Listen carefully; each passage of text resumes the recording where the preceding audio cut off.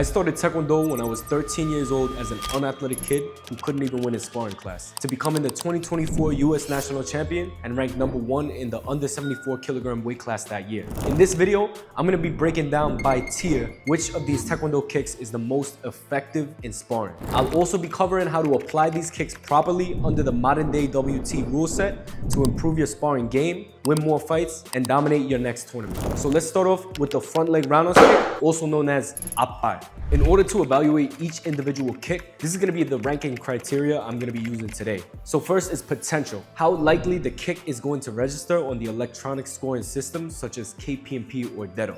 I'll go more in depth in this later because they're a little bit slightly different in terms of area and sensitivity. The second is going to be value. So this is going to be how many points the technique is worth in the game, ranging from 1 to 5. The third is risk. How vulnerable does the kick leave the fighter open to counters? And is there a risk of getting a comp jump or a penalty? And finally, the last is versatility. Can the kick be used effectively in multiple situations, such as offense, defense, and countering? And can the kick be used in different ranges as well? So by the way, if you're wondering, all the kicks that we're gonna be covering today are taught inside my online school, Taekwondo Fury Institution. This is where I not only break down the techniques behind these kicks, but also how to land them in real game. Now let's get back to the video. Okay, so for the appar, the front leg roundhouse kick, I'm gonna start off with the potential. When we're using the front leg, it's giving me a lot more option in the range that I'm able to do it because I don't have to show as much body motion. So in contrast, me throwing a back leg roundhouse kick compared to me just lifting my front leg, it's a lot easier, right? So I'm able to easily lift my front leg and put it in the place that it needs to be in order to score. So the appar for potential, I'm gonna give it a pretty high score because both KPMP and Dedo, it scores pretty easily. Maybe KPMP, it's gonna work a little bit more snappy wise, like this. So I'm not going to push through like this. I wanna give it a little bit more snap. For Dedo, on the other hand, I wanna pull my toes up at the end and create like a little bit of a nudge at the end, so it's more like a smear. Okay, but either way, that appar is going to be high on the potential score. Moving on to value, it can be either a 2 or 3 point kick. 2 if I bring it to the body, and then 3 if I bring it up to the head. So I'm able to score a decent amount of points with the appar. For risk wise, again, like I said earlier, when I'm using my front leg, I don't have to worry as much about my body going into the person. So that takes away a lot of risk. If I feel like they're a little bit longer, I can even lay back, keep my head backwards, right? So it gives me more space in case they try to counter me, and then I can really extend with that front leg, okay? And then finally, for versatility, I'm gonna also give that a high score because I could use it in offense, right? If I'm trying to chase that person down after the encounter, right? So if I'm starting off with a cut kick and they move back, right? I can follow up with that front leg. I can also catch them if they're coming in. So if he's coming in, I can catch it on defense short just by bringing it up nice and tucked, right? So I'm able to use it in long distance, medium distance, and short distance. So overall, right, I'm gonna give the appar an A tier. All right, so we just watched a crazy knockout, classic knockout by Levent Tunkai. First, we're gonna be covering the potential of the 540. With the 540, if you throw it in the modern game, 9 out of 10 times, either you're gonna fall or you're gonna get hit by a cut kick, right? By that front leg push kick. So for potential, I don't really see it getting hit at a high level. So I'm gonna give it a low score. For value, you're gonna get 5 points because you're going for that spinning back hook kick at the end, right? So you're gonna get 5 points for that. It's a high scoring kick. Risk, I'm gonna give it a high risk level because the second that you spin, right, whether it be a back kick, tornado kick, that's even less rotation than the 540, you're giving a chance to get scored on and you're giving yourself a chance to fall, right? If I take one leg off the floor and I'm spinning, right, I have a split second where I can't see the opponent, so then they could get a shot off on me, which I don't want it to happen. And then finally, versatility. This is only a long range technique where you know the opponent is going to be moving back. So I'm gonna give it a low score on that as well. So I know I might get a lot of hate for this, but for the 540, I'm gonna be putting it in the F tier. So next we're gonna be moving on to the back leg roundhouse kick. So we're gonna be covering potential first. Potential, I could be using this in a medium or short range distance. So I give it like a medium score for potential, right? Because if I'm in the short distance, I can bring my hips out, right, as they're coming in and wrap around that backside, or I could tuck it in a little bit more and catch it tight like that. I could also from the medium distance, right, I'm using that front foot as the pivot, but I'm not keeping it in place, because if I keep it in place, I might just barely touch, or I might skim like this, right? So I want to slide, I want to float with this front leg. So as I'm kicking, right, I'm covering distance and I'm coming in, right? So I could use it in either the short distance or the medium distance. For value, I can go for a 2 or 3 pointer with this. I can hit the body for 2, or I could bring it up top for the headshot for 3. For versatility, I could use this in a lot of different situations, right? So whether I'm in the middle of the court or the corner, right? Or I have them in the corner, if they're coming into me, I can catch them coming inwards, like I said earlier, with that back leg. Or if I have them in the middle of the court, right? We could be playing that front leg game, the cut cancel game, right? And I find the opportunity, if they cut me, right? I cancel, and then at that moment, boom, I could shoot the back leg as well. And then finally, for risk, I'm gonna give it maybe a middle score, because unlike the appa, I'm not leaning back, right? I don't have the luxury of just lifting my front leg where there's not really any telegraphing. So I have to turn my body, which does give it away. And there's also gonna be a little bit more of a weight shift forward, right? In the game of Taekwondo right now, if I have a weight shift forward, it's putting me at risk, because the most widely used kick is the cut kick, right? So if they're lifting their front leg and I'm shifting forward, boom, I can run into something, right? So it's not gonna be a super risky kick, but it does have the risk that I'm running into something, okay? So with all of that together, I'm gonna give the back leg roundhouse kick a B tier. So next we're gonna be going for the twist kick. This is a modern day kick that came at the start of the electronic scoring system, right? So instead of doing a traditional front leg roundhouse kick, I'm gonna be turning this front leg externally, right? So instead of kicking this way, I'm kicking the other direction. So that's why it's a twist, right? So first, to cover potential. With the twist kick, I can't put as much power in it as I can with a regular appa or a back leg roundhouse kick, right?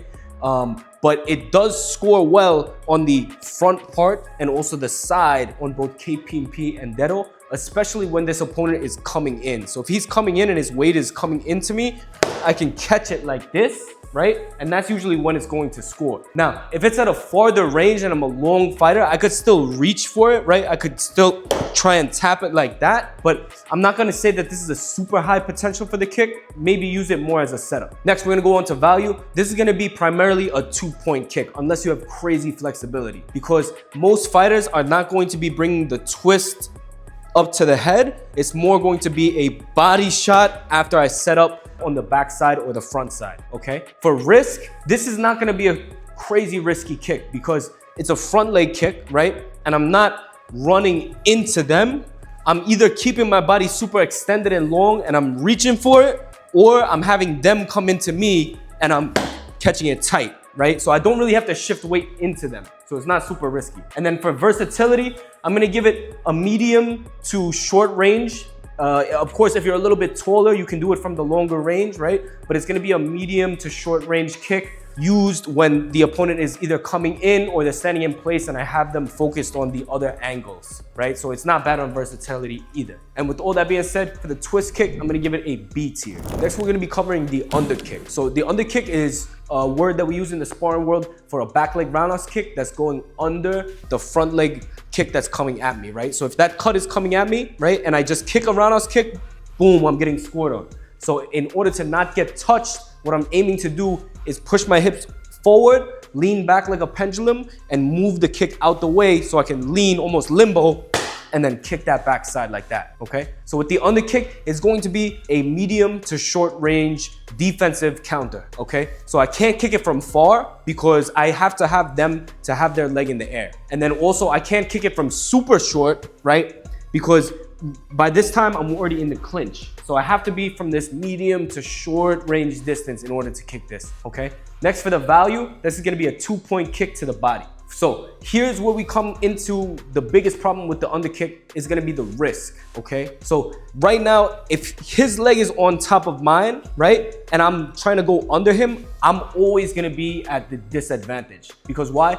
If I kick him once, right, he can just lift his leg over to the top over my head, or he can push it out. Meanwhile, I have to kick and then put it back down on the floor and then kick again. I also only have one leg on the floor, so if I get pushed, by that front leg, there's a big chance that either I get scored on or I'm falling on the floor, right? So the underkick has become a very dangerous kick, and it's used mostly in a losing situation with about maybe 5 to 10 seconds left where I have no other option. I don't have any other option to kind of slow down the pace or cut angles, right? I have to just give myself a chance to score, and that's when I'm gonna be willing to take that risk. And then finally, versatility. I could use this, like I said earlier, in a medium to short range distance. It's gonna be mostly when I'm in a losing situation because I don't wanna be going under for no reason when I don't have to. So with all that being said, I'm gonna go for a C tier for the underkick. All right, so next we got the front leg axe kick. For this one, for potential to score, I'm gonna give it a high score because I can touch the head easily if I'm bringing it close to the opponent, but I can also keep it in the air and kind of like shake my leg a few extra times, up to 3 times in total, right? So even if I don't hit the first one, right, I could pump, and then still score the second or third. I could also bring my front leg up first in a cut leg, right? I'm cutting, I realize that he stopped moving, and then I bring it over the top for the third one as well. So I'm gonna give it a high potential to score. For value, this is gonna be a 3-point technique because it's not spinning, but it's still a head kick. For risk, it's a front leg technique, so I don't have too much body weight going forward. And then also, if I notice that he's trying to go under on me, I can bring this up as he's going under, boom, and then score on the top. Or as he's going under, if I don't want to reach too much, I could bring it back to the body like this, okay? And then finally, for versatility, I could use this as a defensive kick or an offensive kick. If I see that he's coming into me tight, I could bring it in tight like this. If he's moving back, I could chase him and then bring it over the top like that. So I can use this in either medium, short, or long range. So that's why for the axe kick, this is gonna get an A tier. So next we're gonna be covering one of my favorite kicks, the tornado kick. For this one, the potential in this is gonna be low to medium because the fact that I'm spinning, right, and I'm covering distance, and there's the possibility that they can move in, out, or sideways, it makes it a little bit hard to land, right? Also on top of that, when I'm spinning, after I spin, right, I only have so much time that I can put it in the right place, right? Like either back of this side or a little bit towards the bottom, that it doesn't give me a whole lot of precision that I need to, okay? Next, for value, it's either gonna be a 4 or 5 point kick. If I go to the body, then it's gonna be 4, and if I go to the head, it's gonna be 5 points. So it is a high scoring kick. For risk, I'm gonna give it a really high risk score because the fact that I'm not just spinning 180 like a back kick or a back hook, but I'm doing a whole 360,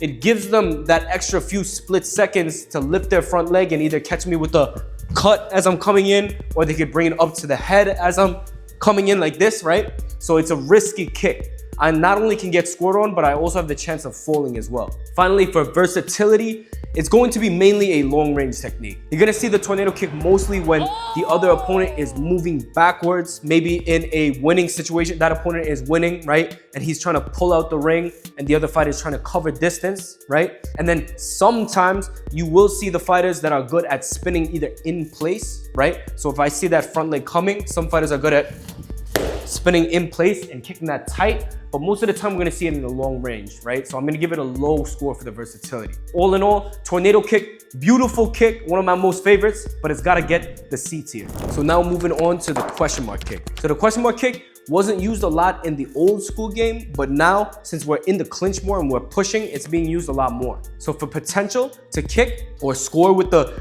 question mark kick, right? There's something about the fact that I'm turning my knee from going up to completely downwards. It gives it like some torque, some flick, some snap, that it scores well on the PSS to the head, okay? So it's gonna get a high potential to score. For value, it's gonna be a 3-point kick because 9 out of 10 times it's gonna come to the head. Lately, we've been seeing some fighters bring it back down to the body, so that could be a 2-point, but mostly it's gonna be a 3-point kick. For risk, it's not gonna be crazy risky, like a back kick or a spinning kick, but it does have some risk because I'm opening up this left side. So if I bring my knee up and they see it, they can hit that back leg to the body like this as I'm kicking, right? And then finally, for versatility, this is going to be a close range technique. I'm using this kick after either I come in with the knee shield, right? I'm rushing them and I get my hands on them, right? And I feel like I could bring it over the shoulder like this.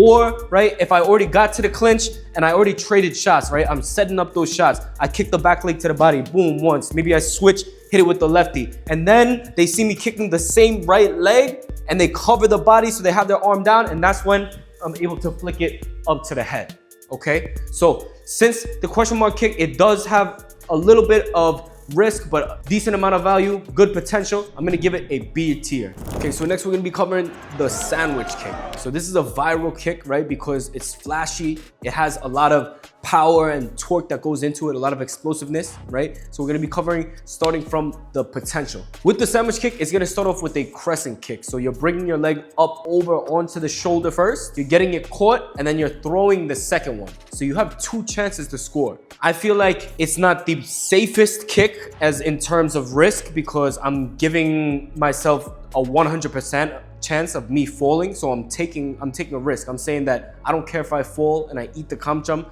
I'm confident that I'm gonna be scoring at least 1 to 2 of these head kicks. For value, it's gonna be a 6-point kick, but technically 5 because you have to keep in mind that I'm getting a comp jump for falling, right? So if I have a lot of comp jumps and I'm in a losing position, right? So if I'm down by 4, 5, 6 points, but I have maybe 3, 4 penalties, 3, 4 comp jumps, the sandwich kick is not the kick that you want to choose. You want to go for maybe a spin, or maybe you want to work the body multiple times, because even if you tie it up or if you get the lead with the sandwich, you're still taking an extra penalty, which you can't afford, right? Only 5 in each round. And then finally, for versatility, it's gonna be a close range kick, a clinch, something you do in the clinch, right? You can't do it from a medium, long range. You almost always have to be in this short range where we're both chest to chest, okay? So with that being said, sandwich kick, flashy, yes. Explosive, yes. But for the tier, I gotta give it a C. Okay, so now we're moving into the clinch, right? The clinch is when we both chest to chest, we got our hands on each other, we're pushing, right? And this is gonna be the clinch back leg. So I'm using this back leg. I could either pop my hips out and kick it on the back side, or I can tuck my knee in and catch it on the front side like this, okay? For potential-wise, the clinch back leg, it scores well on both KPMP and Dedo, but we gotta be knowledgeable of where the sensors are, right? On Dedo, you got all of the sensors all the way to the back. So it doesn't matter if he's in this stance, right? I can wrap my leg around to the side, boom. He could switch stance and I can still hit his back, boom, and score. But on KPMP, there's no back sensor, right? So I gotta make sure that it's in this open stance so I could hit this side right here, right? But either way, it does score well on the clinch. For the value, it's gonna be a 2-point kick because I'm kicking it to the body.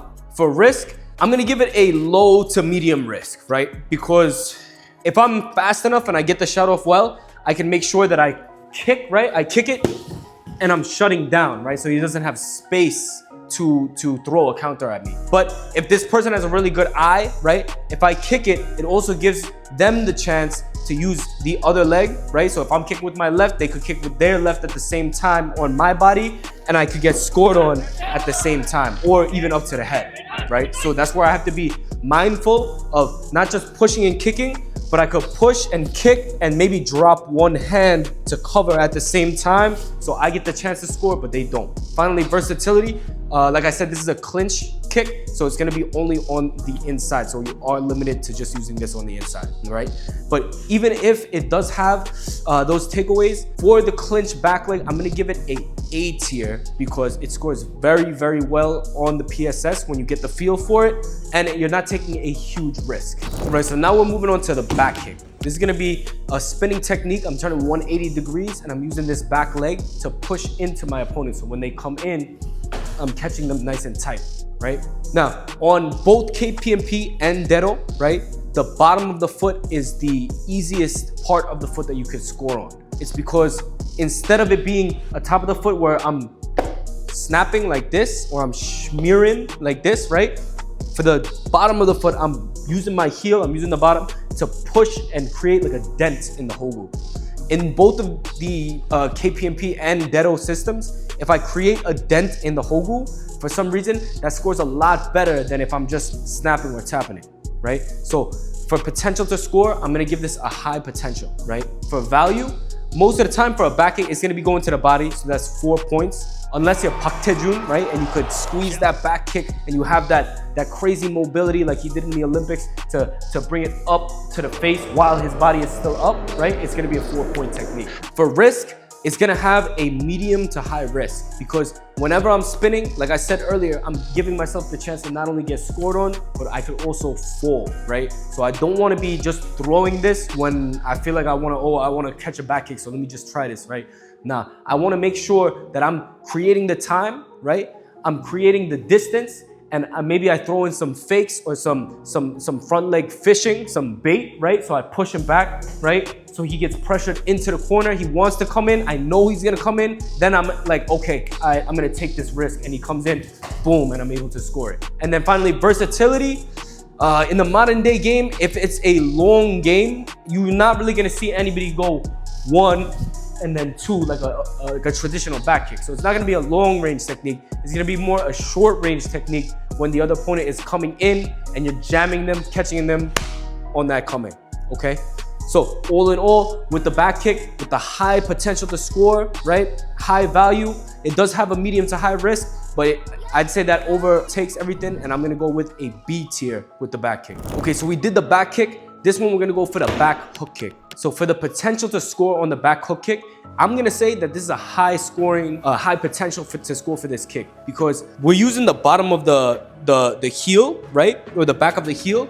So that's gonna create like a nice and hard surface to really create a dent in either the KPMP or the Dedo Hogus, right? And like I said earlier, that scores really well. So when I'm going to hit it on the body, right? I'm wrapping around on this side, on the side, right? Which also scores well. And I'm using that heel to create a dent. So when that front leg comes in, I'm boom, bringing that impact in. That scores really well. Also to the head, I'm creating like a flick, like a hooking motion. So that flick, a lot of times when it comes at high speed, it could even just tap the headgear just slightly and it still scores, right? Value, this is gonna be either a 4 to 5 point kick.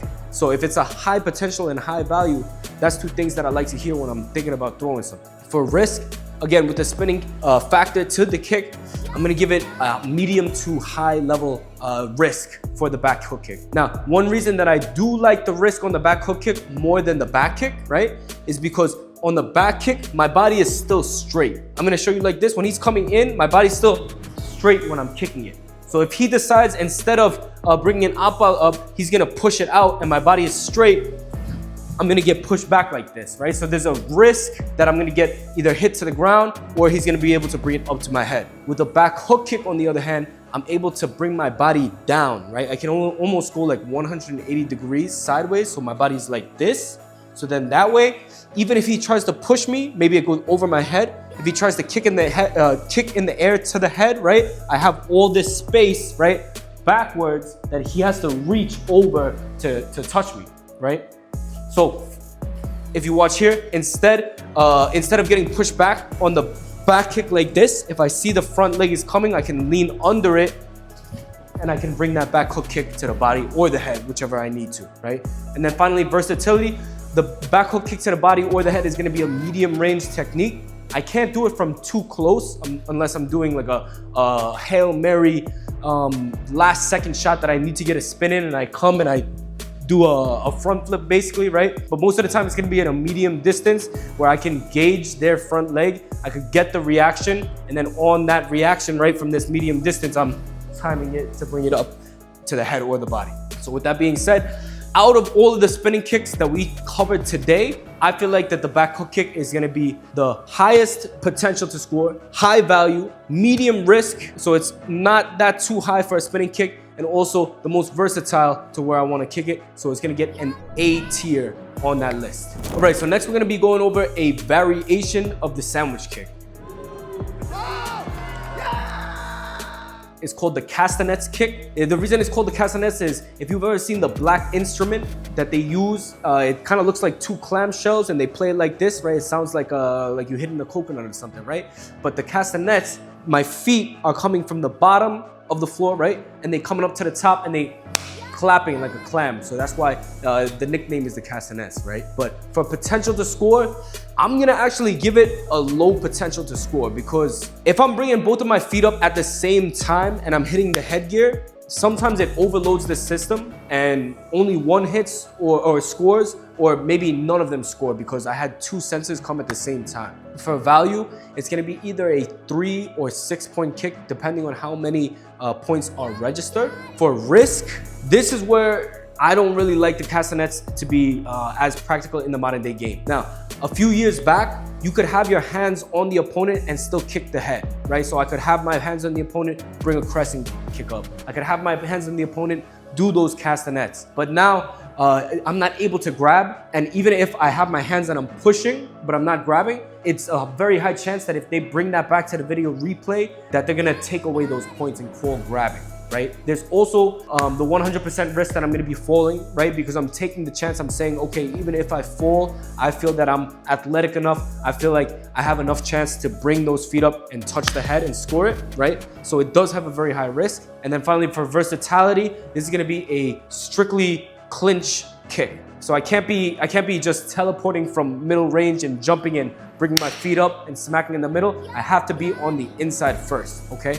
So that's why for the castanets, I'm gonna put it into the C tier, right? It's not a terrible kick, but it does have very high risk. Maybe something that you use as a last resort when there's maybe 0.5 seconds left and you're in the clinch and you gotta throw something out. Next, we're gonna be covering another modern day technique. This is gonna be the flip kick. Okay, so it's a variation of the front leg appai, right? But instead of kicking it sideways, right, or a little bit diagonal up to the head like this, I'm gonna be flipping it downwards, right? So a lot of times, if you see those flexible fighters, they're able to keep their leg in the air. They'll kind of shoot towards the face, or maybe they'll try and tag the face like this, right? Set it up. They bring their leg up in the air and get that guard to come up because the opponent doesn't want to get hit. And then once they see it up, they smack the backside and bring it downwards. Okay, so again, I'll show you that. I'm bringing it up, right? And then from here, I'm smacking it downwards. Now, there's another situation where I could use it to the body,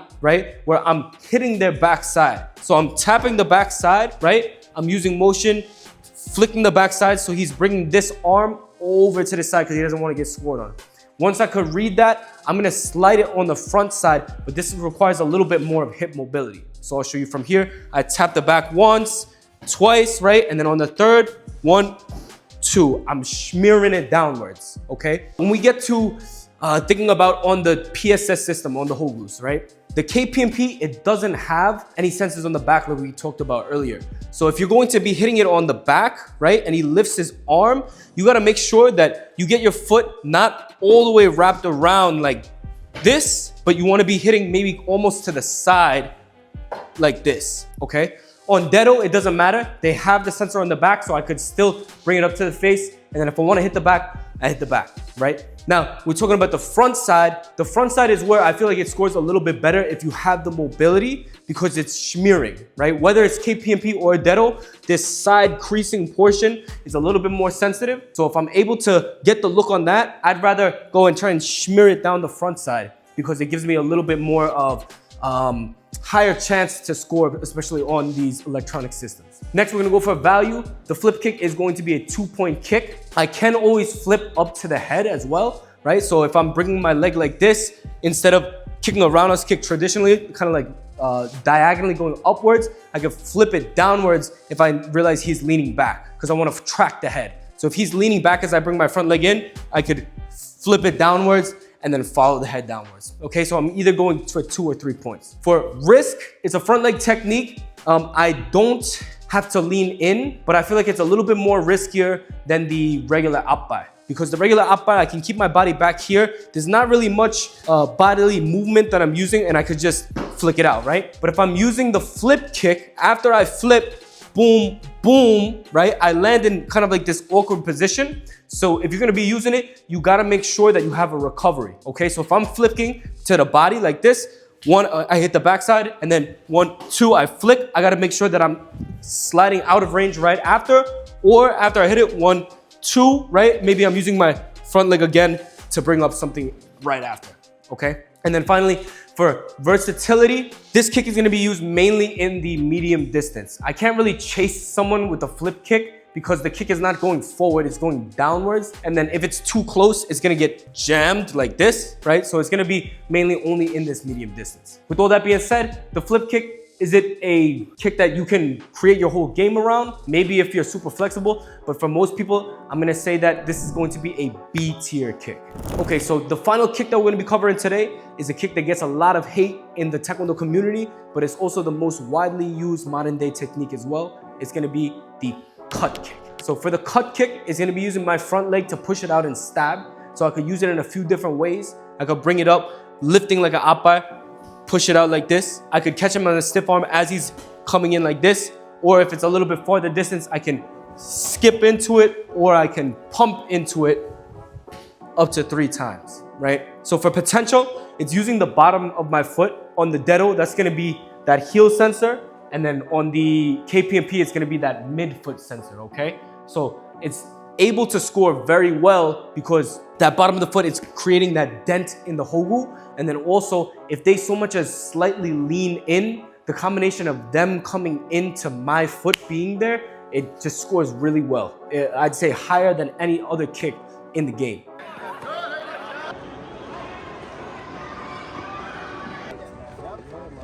Nice cut. For value, the cut kick is gonna be a 2-point kick because it's coming to the body. For risk, I'm gonna give it the lowest risk out of all of these kicks, okay? Because when I'm doing this cut kick, if they try to throw an under kick, right? What do I have to do? Push it up. If they try to lift their up bar, what do I have to do? Push it out. If they try to spin on me, right? They try to use their left leg and spin, push it out. That's all I have to do. So it's a low risk technique. Of course, if they move my leg out the way, right? Or they cancel the leg, that's a different story. But if we're just talking about the cut kick by itself, I'd say it's the safest kick in the game. I could use it as offense, defense, countering. I can use it in a variety of different ways. So that's why it's, I'd say, the most versatile kick in the game as well. So if I'm in the corner and they're rushing into me, I could just bring it up, boom, I counter, right? If they're standing in place, I could bring it up, boom, and I touch it, I track it, right? If they're moving back, right, I follow them and I still hit it. If they move back once and then they come in, right? I was anticipating them moving back. So I'm trying to push multiple times, but then they move in on me. Guess what? They still run into that bottom of the foot, right? So I'd say that's why it's the most versatile kick in the game, lowest risk. For value-wise, it's gonna be 2 points, but those 2 pointers add up when you're throwing them with volume. And then with potential, it's gonna be a super high potential as well. So I'm sorry everyone, but I gotta give the cut kick the S tier. If you found this breakdown helpful and you're looking to improve your sparring game, I want you to check out the video right here. It's a 48-minute long free training session breaking down the 33